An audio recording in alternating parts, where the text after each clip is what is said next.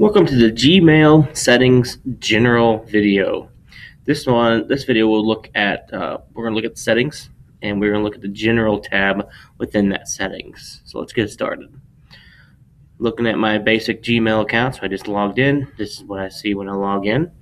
Over here on the right hand side, you see a little cog. I'm going to click on that, and you have different display modes and everything. Configure inbox. We're going to go right to settings and start with settings today. We will have several videos on all these different items across the top. So this one in particular is focused on general. So setup progress, you can see that I just created this account for these training videos and that I am 10% through my account settings. So I may want to go through it and go ahead and set up the rest of my account. You can change your language. You can talk about phone numbers, default country code. So yours will stay with the United States, assuming you're in the United States. Here's where we talked about, if you watched the general layout video, maximum page size. So how many conversations you see on a page.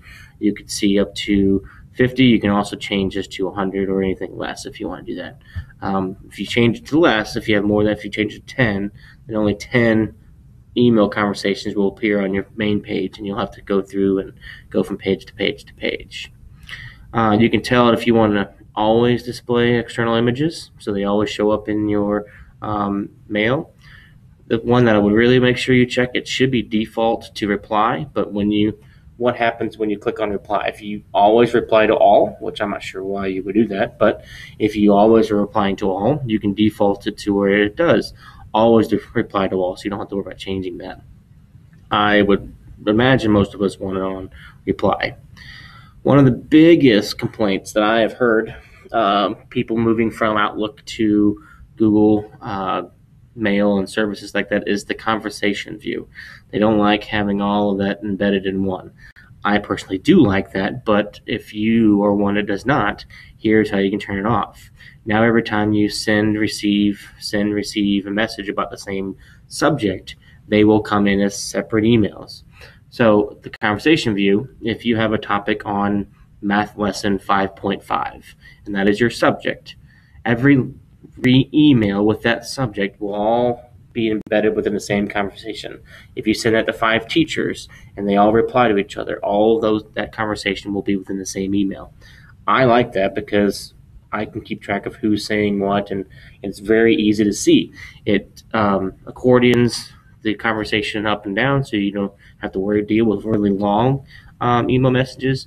But again, some just prefer not to have that on there, so they turn it off. That's fine. Send and archive. Hide send and archive button in reply. This is one that I typically have hidden just because it's not.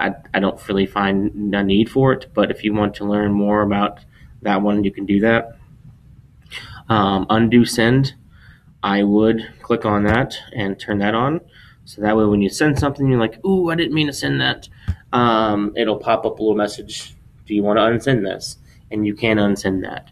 And you can change the length of time that it gives you to do that. So if you think you need more than 20 seconds, like make you 20 seconds to unsend it, you can do that. You can go through and change the stars. I don't mess with the stars very much, but some do. Desktop notifications. So if you want a notification to let you know when you get new mail, you can turn that on and off. Typically, if you're going to have your mail on with the computer that's connected to its smartboard, I would make sure these are turned off, because then you'll get pop-ups and it'll give you information on subject, and it'll give you information on what is actually in the body of the email. And sometimes those aren't great things to pop up on a smartboard with kids watching. So keep that in mind. You can select a picture. So right now on my upper right hand corner, you can see that I just have my email address. You can select a picture for that will show up when that happens. Show the people widget, display information about participants in the right of each conversation, so it kind of lets you know who's involved. You can add your signature here. So if I want to add my signature of Ed Plus Trainer, then I can put that in here, and any email that I put, it will add that in there. You can also check this box to insert the signature before quoted text and replies. So when you actually hit reply within a conversation, it actually puts your name at the bottom as well. So that would go ahead, probably check that as well. Okay. If you go on vacation or if you are on a break of some kind, here's your vacation responder. So you can turn it on and off. You can adjust the actual message. You can tell when the last day of your vacation is, and you can put your plain text or your message right in there. So that is the general section of the settings tab within Gmail. We will be moving on to other sessions after this.